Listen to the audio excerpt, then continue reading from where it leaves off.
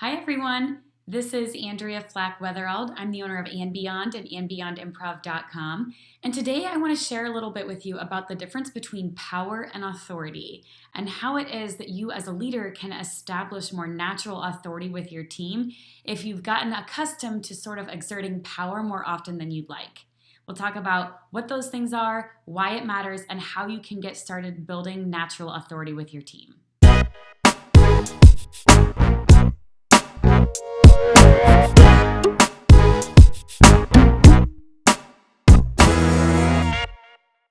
So first of all, I want to give credit where it's due. I became aware of this dichotomy of power versus authority in a book I read recently called The Servant by James Hunter.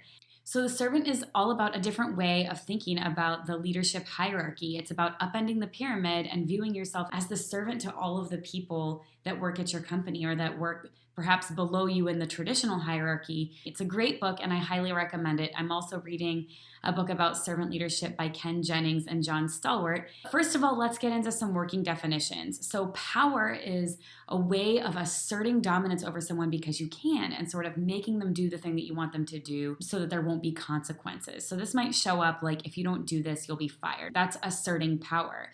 And the truth is that power erodes relationships. So the more times that you make somebody do something because you can, because you're in charge and you have the power, the more you're setting them up to feel like you don't view me as a scene partner. You don't view me as someone that's a valuable contributor. That's not a great way to build employee engagement. That's not a great way to establish a company where the people around you aren't dead weight that you're constantly having to piecemeal and micromanage, but instead to have people around you that are excited and they share this vision and they're using their own independent creativity to propel you forward. So if you want to do that, then you need authority. Authority is when people want to do the thing that you want because it's a shared vision, because they respect you and they want to see this thing through in accordance with the vision that you hold and that they hold. So how is it, now that we understand the difference between these two things, how is it that we can start building some natural authority if perhaps you've gotten a little bit accustomed to that traditional hierarchy and asserting power? As you know, if you've followed me, if you've heard my work, I believe endlessly in the value of curiosity. So choosing curiosity over judgment is an improv skill that makes improv successful on stage and also really, really helps teams be successful off stage too. So building this curiosity culture is so integral to servant leadership. In a very practical sense, you can't do good improv, which is what we're all doing day in and day out, with a scene partner that doesn't trust you or with a scene partner that you don't trust. If you don't trust your scene partner, they shouldn't be your scene partner.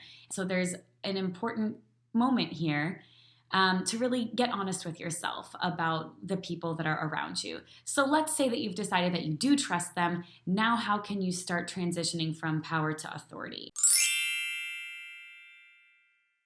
So the first thing is apologize.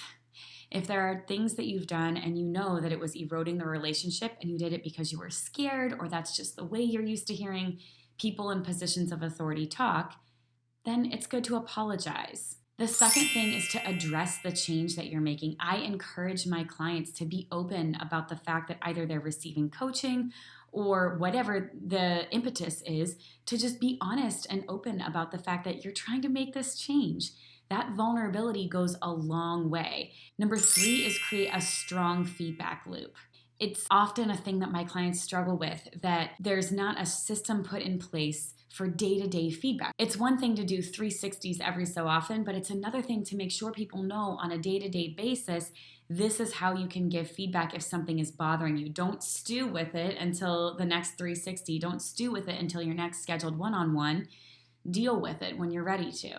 Number 4 is once a clear system for feedback is put in place, you have to commit to it. You can't sell it short by having this "my door is always open" type of policy. So stop saying those words. Use your support system, use your HR department and the people around you to really implement this system, but then commit to it. So now you know some places to get started for transitioning from power to authority. And if you'd like some help really building this culture of curiosity, I would love to work with you. First of all, you can take advantage of the free download that's linked in the comments. It's to a PDF called Best Practices for Giving Difficult Feedback. These are my tried and true pieces of advice that I give my clients, and you can take advantage of that there. The second thing is to schedule time on my calendar to get to know each other better and see if perhaps a Culture of Curiosity roadmap call would be a good fit.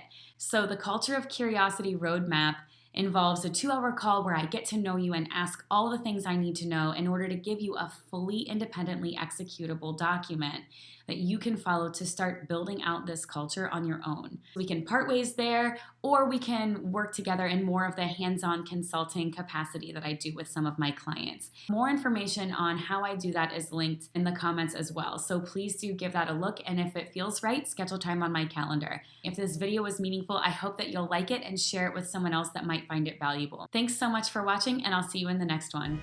Bye!